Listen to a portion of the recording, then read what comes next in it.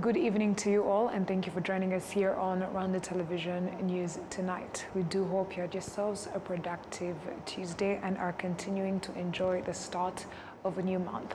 Now here's a sneak peek of our headlines. On this Tuesday, the government of Rwanda sent aid to Mozambique after the country was hit by severe disasters caused by unusual heavy rainfall in recent days, which caused significant damage.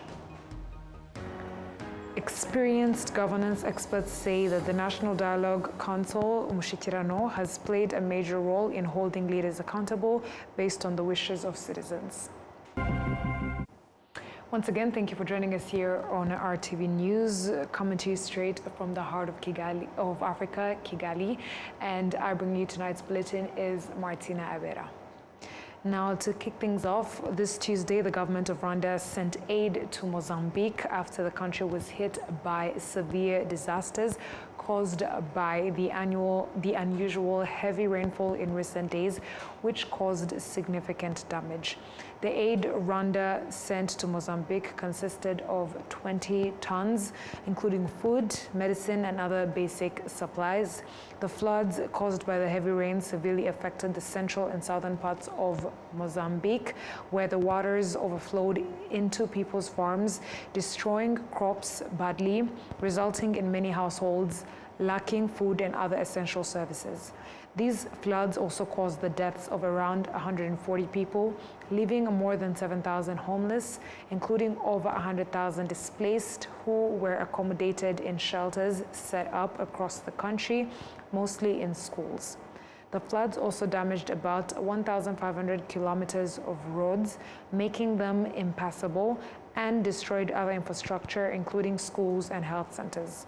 The United Nations Food Agency, WFP, states that at least $32 million are needed for its aid operations in Mozambique over the next 3 months. Moving ahead, Rwanda has been selected to host the meeting of the International Congress and Convention Association from October 24th to 27th, 2027, marking the first time in nearly 20 years that the event will take place on the African continent. The Rwanda Convention Bureau announced that over 2,000 leaders and experts will gather in Kigali to share knowledge and ideas aimed at improving inclusive conference planning worldwide. The Minister of State in charge of State Finance, Godfrey Kabera, announced that over 80% of the resolutions from the 19th National Dialogue Council held in 2024 have been implemented. He highlighted that among the economic achievements invested by Rwandans living abroad reached $35 million. Experienced governance experts say that the National Dialogue Council has played a major role in holding leaders accountable based on the wishes of citizens. They made these remarks just 2 days before the 20th session of the National Dialogue Council. The National Dialogue Council provides a platform where citizens can openly express their concerns and opinions, reflecting on the country's development progress. Additionally, the Council offers citizens a valuable opportunity to publicly raise questions about issues that hinder their development. The National Dialogue Council is established by the Constitution of the Republic of Rwanda under Article 168, which states that the Council is chaired by the President of the Republic. Governance expert Angelina Muganza explains the origins of this council. Member of Parliament Sheikh Musa Fazil Harerimana has attended the council since it began in 2003. He notes that the council was necessary and has produced significant results. The implementation of resolutions from the National Dialogue Council has contributed to Rwanda achieving impressive levels of national unity, as explained by the Minister of National Unity and Civic Engagement, Dr. Bizimana Jean Damascene. Beyond these resolutions, leaders are held accountable through the performance contract system, imihigo, and the promotion of participatory governance. Political analyst Ladislas Ngendahimana states that the Council has helped keep citizens at the forefront of governance. In his speeches, President Paul Kagame often reminds leaders to focus closely on the issues affecting citizens. Decisions made during the National Dialogue Council are reviewed regularly and progress indicators are identified to ensure that responsible institutions implement them. People working in cooperatives all over the country say that these cooperatives help prevent unemployment and assist some of those who studied vocational skills and technical knowledge to find places where they can apply what they have learned and develop themselves. In the cooperative of Gahanga in Kicukiro district, Adrien works on various equipment, including machines used in small industries. After joining with his fellow students from the Kigali Vocational and Technical Training College, he says that joining this cooperative gave him the opportunity to apply what he learned and improve his daily living conditions. Meanwhile, Alphonsine Bamurere, who has been working for about 10 years in the Bugesera cooperative located in Nyamata in the Eastern Province, and others working in other cooperatives, say they have achieved significant development thanks to the jobs they have there. Pacific Mugwaneza at the Ministry of Trade and Industry says they continue to promote cooperatives and those working in them. Also, the districts of Gicumbi and Kamonyi are not left behind and their growth is expected to accelerate. Accelerating the plan to build cooperatives across the whole country, especially in areas not yet reached, and making good use of the cooperatives already built, is one of the decisions made at the recent National Dialogue meeting. The Ministry of Trade and Industry states that 32 cooperatives have been built in Rwanda so far, with large workspaces totaling about 3,800 rooms, and they have created new jobs for over 370,000 people, including youth, women, and persons with disabilities. Moving ahead, Rwanda's health sector has announced that as the government of Rwanda has set a target to eliminate cervical cancer by the year 2027, currently 90% of 15-year-old girls across the country have been vaccinated against it. They highlighted this during the National Cancer Symposium held in Kigali today on Tuesday. Enora Gladys reports. The Rwanda Biomedical Center has set a 3-year plan from 2024 to 2027 aimed at completely eliminating cervical cancer as well as other cancers, especially those that commonly affect women. Under this plan, RBC set targets to vaccinate 90% of 15-year-old girls nationwide, screen 70% of women aged between 39 and 49, and provide necessary treatment to 90% of those diagnosed with the disease. With 1 year remaining before the end of the 3-year period, treatment coverage for those with cervical cancer has reached 81%, while the percentage of women aged between 39 and 49 who have been screened stands at 31%. Nathalie Mukakamanzi is one of those who discovered she had this cancer at an early stage, received treatment and recovered. She affirms that seeking medical care early increases the chances of surviving cervical cancer. Those we traveled with from Kigali to Butaro, the hospital, are now also on medication because they came for treatment late. What I would like to encourage people to do is go for medical checkups before experiencing severe pain. In my case, I had stomach pain, but it was not very intense. I especially encourage women to seek medical care early. The director of the cancer program at RBC, Dr. Theoneste Maniragawa, states that although much progress has been made, there is still a lot that needs to be done in order to completely eliminate cervical cancer.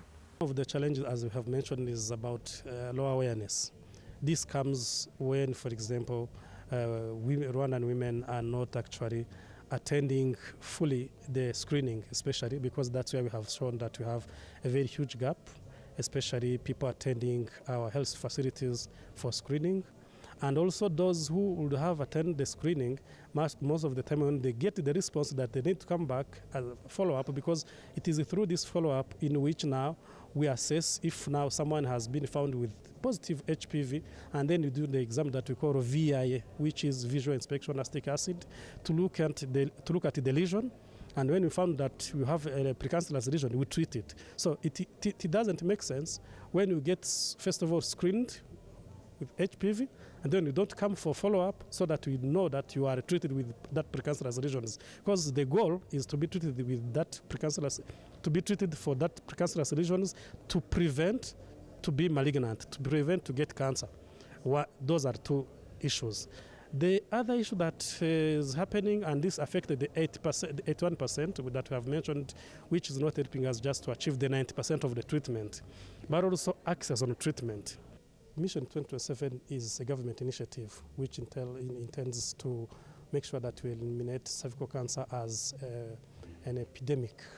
And this entails 3 pillars: achieving the 90% of vaccination, 70% of screening of precancerous lesions, and then management of precancerous lesions at 90% and malignant lesions.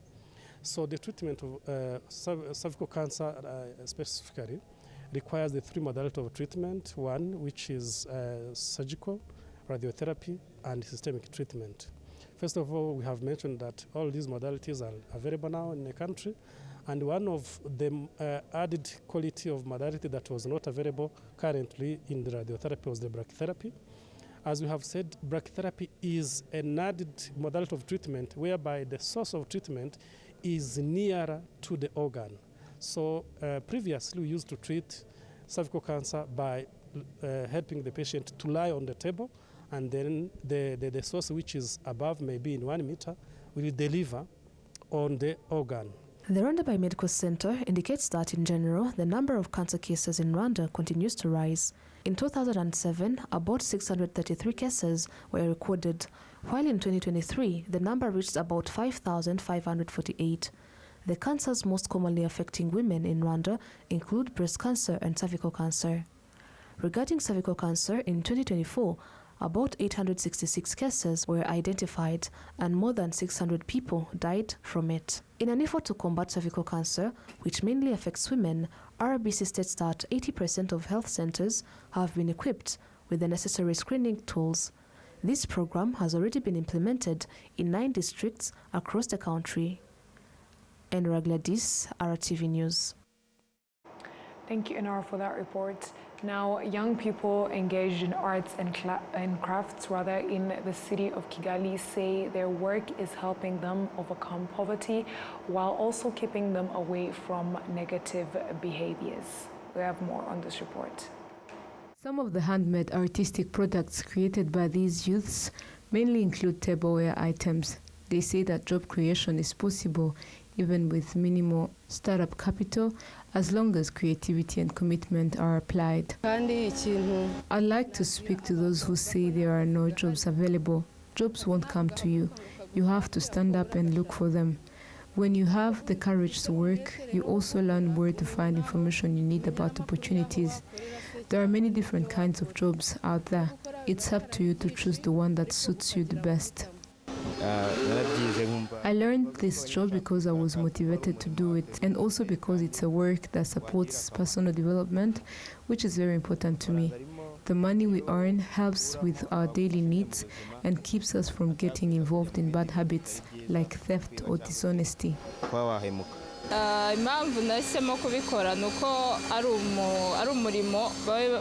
The reason I chose to do this work is that people often say it is something women cannot do.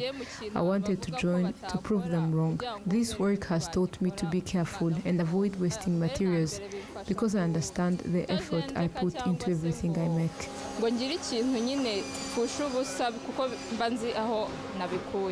Customers who use these youth-made products say they are of high quality and appreciate the fact that they are produced using environmentally friendly materials.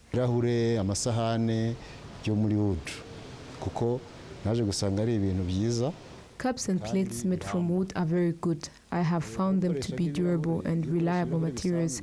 Unlike other glasses we commonly use, which break easily, wooden products last longer. They are also attractive, which is why I deliberately chose to use these materials. Daniel Karigenzi, a leader of these young people involved in arts and crafts, says it is a great opportunity for the country to have young people who are meaningfully engaged in productive activities.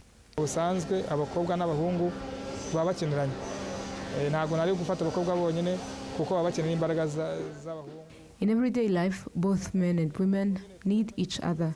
You cannot hire only women, just as women also need the strength and support of men, and vice versa. I employed young people who did not get the chance to finish school and trained them using the skills I had.